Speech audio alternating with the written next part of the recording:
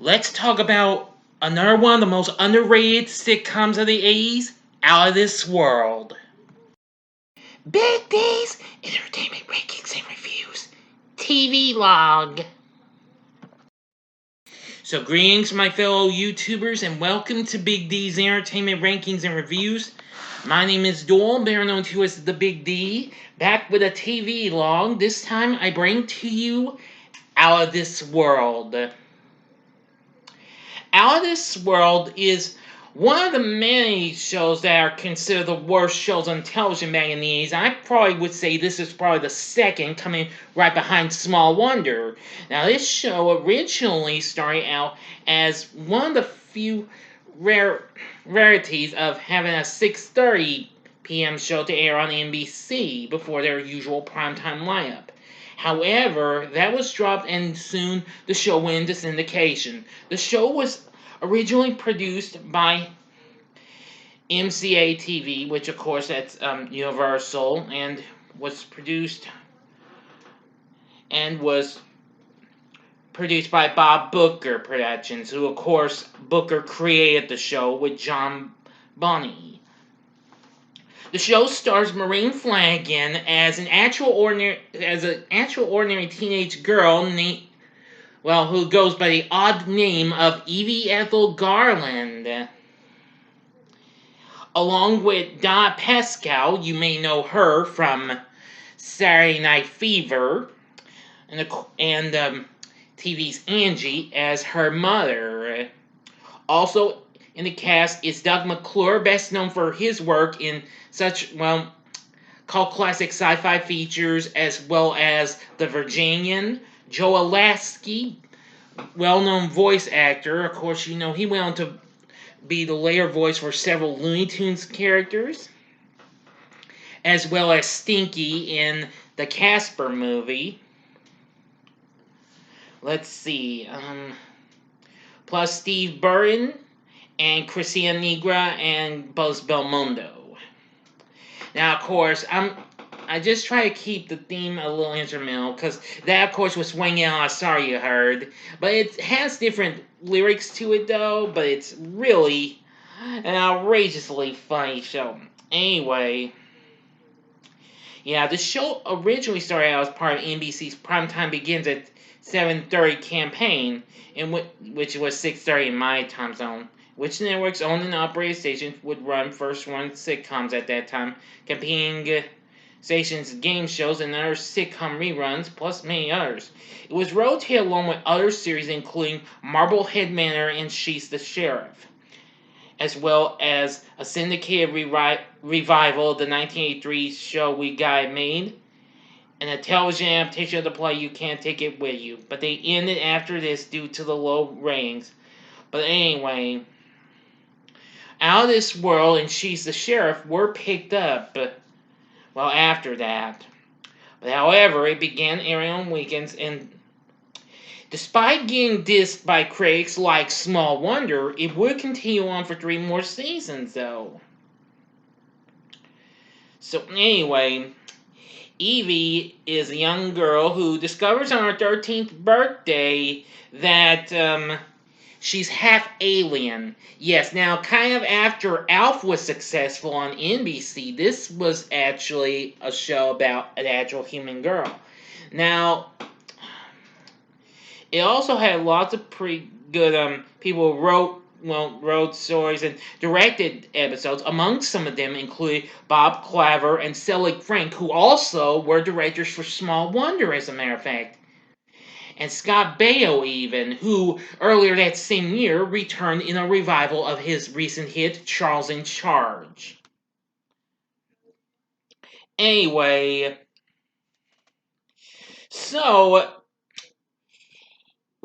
Amy learns from her mother, Donna, who happens to be, described as ambitious working mother with a career, has actually married an alien. Yes, another man from another dimension.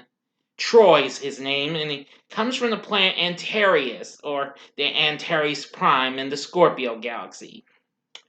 Well, apparently, Evie's half alien heritage, once she learns how to do this, she can freeze time. Yeah, that's among some of her superpowers she can use.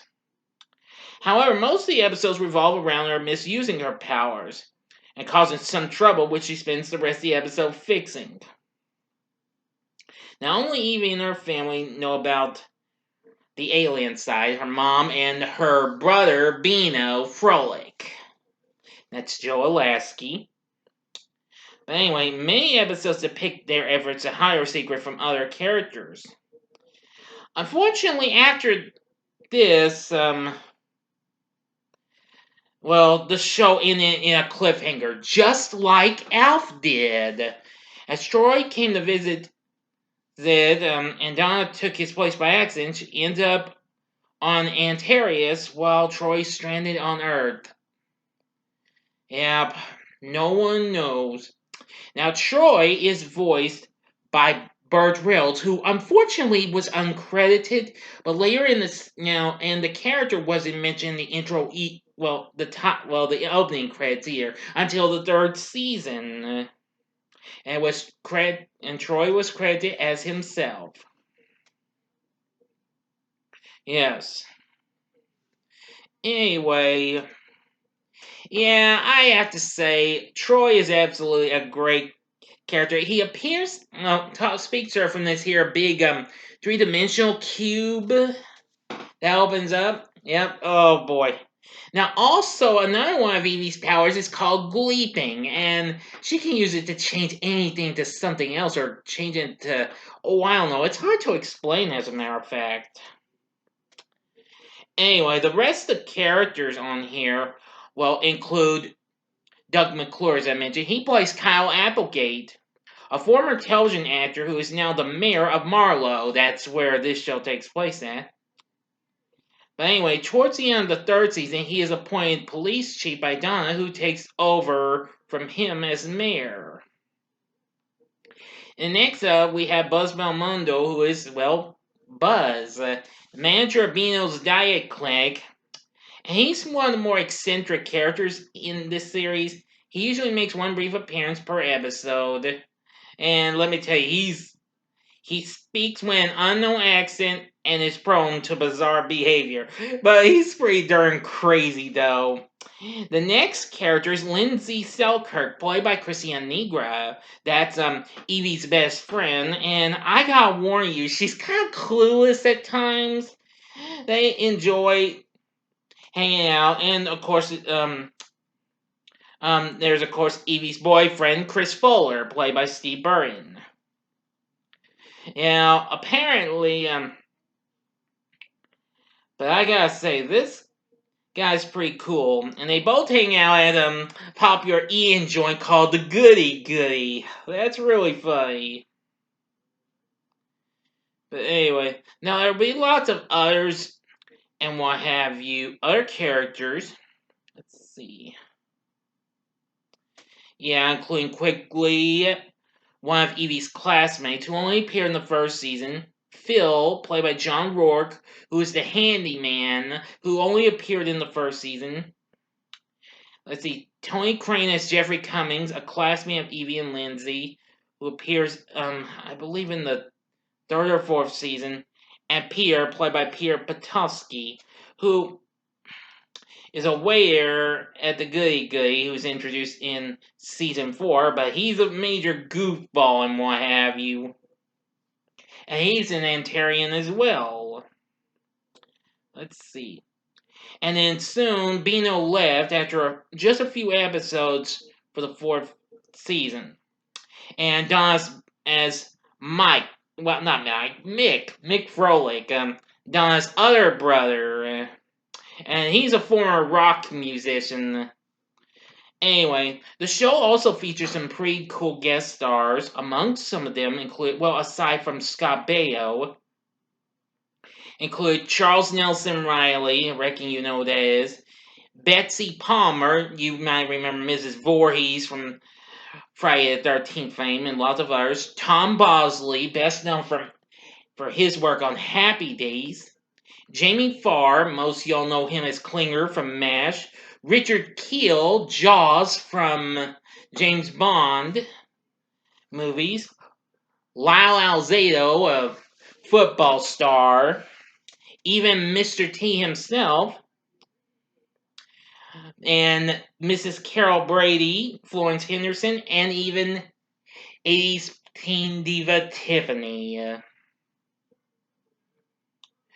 who she appeared in a four-season episode called I Want My Evie TV, which actually came out right about the same year she had voiced Judy Jetson in Jetsons the movie. Anyway, I really like this show. It's not too bad. The only credits for the series incorporate special effects footage from Buck Rogers in the 25th Century, which was a recent hit for Universal. The show had been aired in the UK on the ITV network and lots of others, but, well, don't mind what critics say. I know it's not really the best and what have you. The show's not really available in physical media. Well, it did get released in Germany, only its first two seasons, but does not include all episodes due to music rights, unfortunately. I wish we could get this show though. It would be pretty cool and what have you. I mean, this show is like next to Small Wonder, the second, well, not just the worst, but the second most underrated sitcom of the 80s. I've seen almost all episodes, except for maybe some season 3 episodes. I first encountered the show on YouTube, and I think you can find a few episodes on there. Just as long as they weren't blocked off for the music rights. But even so, I think you'll get a blast from it. It has some hits or misses. More hits than misses, though. But even so, I really liked Out of This World. I should have watched this as a kid, and I never did, actually. Now, um, let's see.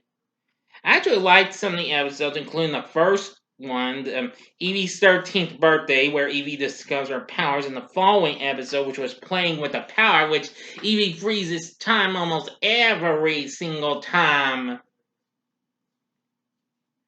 Um, let's see now.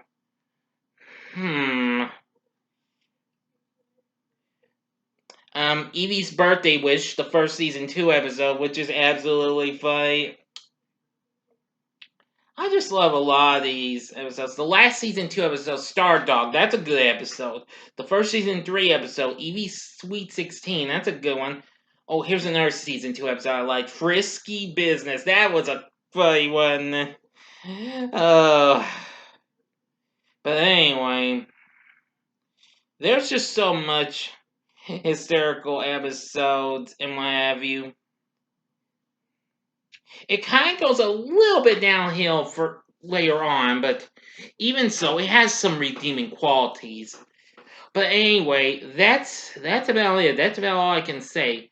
But even so, I really did enjoy Out of This World from what I've seen of it. If they could ever clear the rights for music and what have you, then please bring it to physical media. I would love to see the whole series since I didn't get to see all of it. Because some episodes from season 3 were not available on YouTube. I think they probably didn't get put up for certain reasons, but well, I've been wrong before. But anyway, what do you think of Out of This World? Have you ever seen this as a kid in the 80s? Or maybe you've seen when you were growing up in the 80s? Please tell me in the comment section below. If you like this video, click the like button below, subscribe to my channel as well, and be a part of the Big D Nation.